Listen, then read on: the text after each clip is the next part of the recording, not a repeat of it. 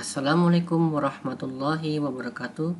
Jumpa kembali dengan Ilham di Ambar Ilham Channel yang khusus membahas seputar continuous improvement dan Microsoft Excel. Dalam video saya sebelumnya, saya sudah menjelaskan tentang langkah pertama QCC, yaitu menentukan tema dan analisa situasi. Dalam video saya kali ini, saya akan menjelaskan langkah kedua, yaitu menetapkan target.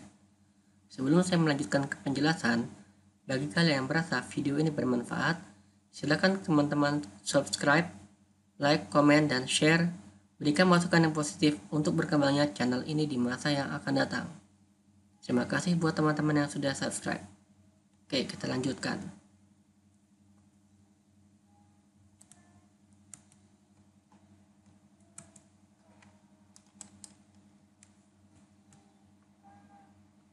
Berikut adalah 8 langkah perbaikan. Yang pertama adalah menentukan tema dan analisa situasi. Ini sudah saya jelaskan sebelumnya. Yang kedua adalah menentukan target, akan saya jelaskan dalam video saya kali ini. Yang ketiga adalah analisa faktor penyebab dan menemukan sumber penyebab dominan. Yang keempat, rencana tindakan perbaikan, implementasi, evaluasi. Apabila hasilnya memuaskan maka lanjut ke standarisasi. Apabila tidak maka balik ke rencana tindakan perbaikan.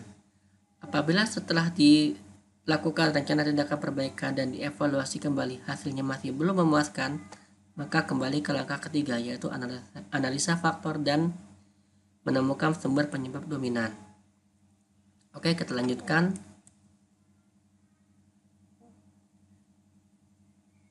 Tujuan dari langkah kedua ini adalah, yaitu yang pertama, menetapkan kinerja saat ini.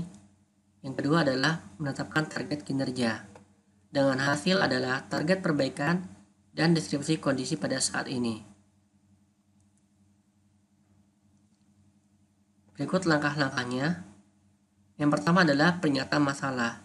Dalam pernyataan masalah ini dideskripsikan masalah secara singkat.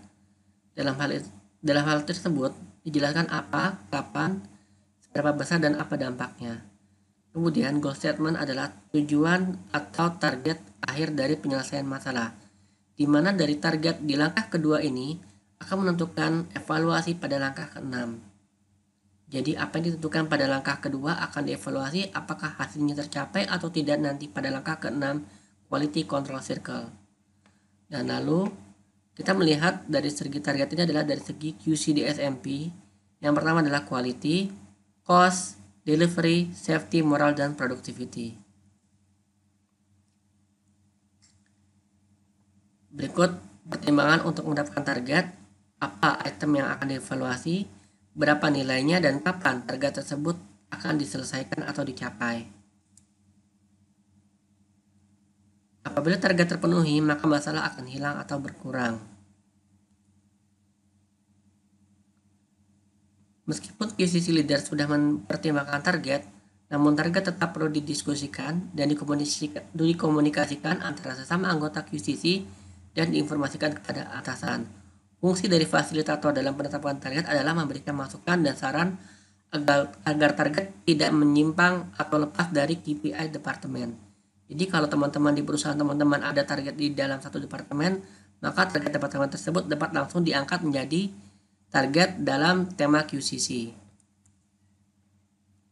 Berikut jenis dan sifat target terdiri dari dua. Yang pertama adalah target perusahaan.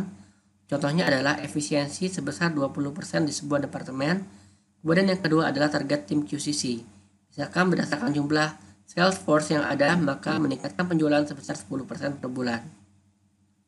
Jika ada perbedaan, maka yang dipilih adalah target terbaik yang ditentukan untuk tim QCC.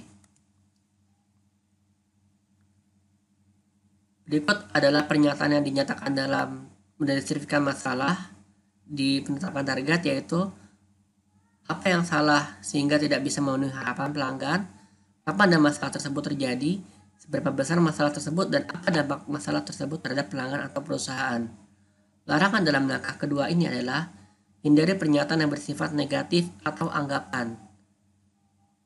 Kemudian yang kedua adalah hindari pernyataan yang mengarah ke sumber penyebab, karena nanti sumber penyebab akan dijelaskan pada langkah berikutnya.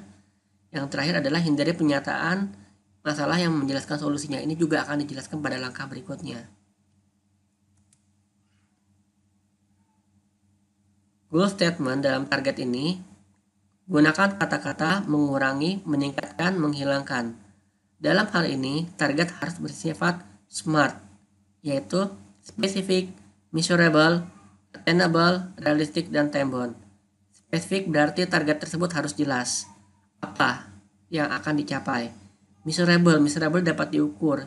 Contoh, pencapaian dalam bentuk rupiah, pencapaian dalam bentuk kuantiti, dan sebagainya. Attainable artinya target tersebut dapat dicapai. Artinya, dengan kondisi yang saat ini, allowance untuk waktu lembur adalah sebesar 10%, maka dengan 10% bekerja akan meningkatkan hasil sebesar 10%, artinya dapat dicapai. Kemudian realistik, artinya targetnya realistik, mungkin untuk dicapai, artinya sangat realistik, memungkinkan untuk dicapai. Dan time bound itu adalah kapan target tersebut akan tercapai. Hindari target yang berlebih-lebihan dan tidak menjelaskan solusi atau menyebutkan sumber permasalahannya. Berikut contoh parameter dalam target, bisa dalam bentuk quality, cost, delivery, safety, moral, dan productivity. Contoh produktivitas di sini dalam bentuk persentase, jumlah tenaga kerja dalam bentuk orang, cacat atau kegagalan dalam bentuk persentase, biaya per unit dalam bentuk rupiah, ketepatan delivery dalam bentuk waktu atau jam. Digambarkan kondisi saat ini, target dan hasil. Di sini sudah saya jelaskan sebelumnya di mana goal statement, yaitu adalah target yang ditetapkan pada langkah kedua akan dievaluasi kembali pada langkah ke-6. Demikian penjelasan untuk langkah kedua ini. Terima kasih, semoga bermanfaat. Sampai jumpa di video saya berikutnya. Assalamualaikum warahmatullahi wabarakatuh.